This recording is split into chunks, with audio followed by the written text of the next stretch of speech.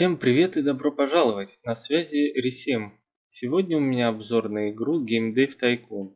Это микросимулятор студии по разработке игр от Greenheart Games, независимый разработчик видеоигр, компания, основанная аж в 2012 году братьями Патриком и Дэниелом Клуем.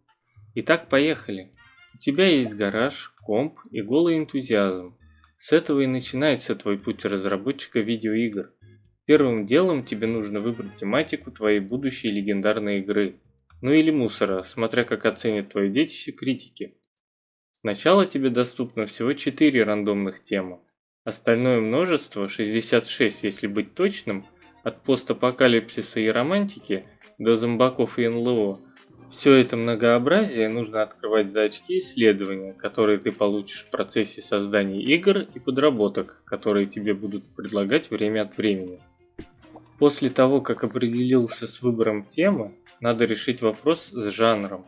Что это будет? Экшен или стратегия, квест или симуляторы и тому подобное.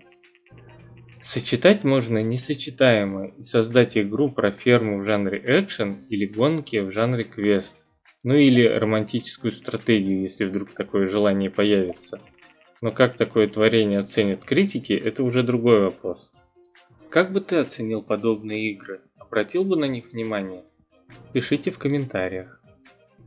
Следующий шаг – это название. Придумай название для своей игры, если ты не хочешь, чтобы она была просто порядковым номером среди множества других игр на рынке. Как только определился с названием, выбирай платформу и начинай разработку. Поначалу сам процесс не впечатляет. Ты просто смотришь, как твой персонаж тарабанит по клавиатуре, набивая очки исследования, технологий, дизайна и попутно баги. В паузах между этапами тебе надо настраивать соотношение графики, сюжета, геймплея и звука, и других дополнительных функций. Исследуя новые инструменты, появятся новые возможности. Для каждого жанра есть свои основные показатели, на которые нужно обратить внимание, а какими можно пожертвовать, чтобы не затягивать время разработки игры. Ведь чем больше времени тратишь на разработку, тем больше теряешь свой бюджет, а это не есть хорошо. Если деньги на счету закончатся, ты обанкротишься и твоей студии конец. Поэтому следи за деньгами. Как только закончишь разработку и выпустишь игру на рынок, ее оценят критики, и от этого будет зависеть продажи и сколько фанатов у тебя появится. По мере того, как ты будешь штамповать шедевры, на рынке появятся новые платформы, и хоть названия будут изменены, но ты их сразу узнаешь. Игровая индустрия не будет стоять на месте, и ты не должен. Создавай игры с новой тематикой, новыми жанрами, на новых платформах. Создавай свой собственный движок. Исследуй новые возможности для своих игр, и накопив определенную сумму на своем счету, ты переедешь из гаража в офисное помещение. Найдешь себе помощников для ускорения процесса, чтобы не отставать от рынка.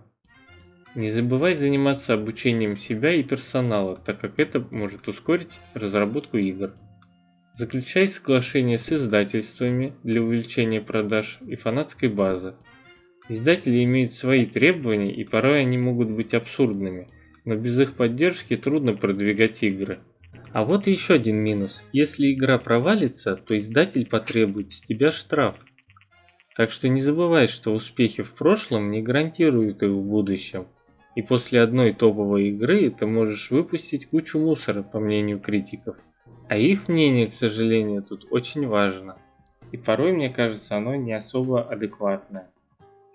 Итак, подведем итоги. Игра обладает простой, но довольно приятной рисовкой. Нет желания выколоть себе глаза. Сам процесс залипательный, и каждый раз, когда завершается этап разработки, ты хочешь, чтобы критики оценили ее по максимуму, а не в очередной раз назвали посредственностью. Но ты не сдаешься и наконец получаешь заветную оценку, которая принесет тебе кучу фанатов и денег соответственно.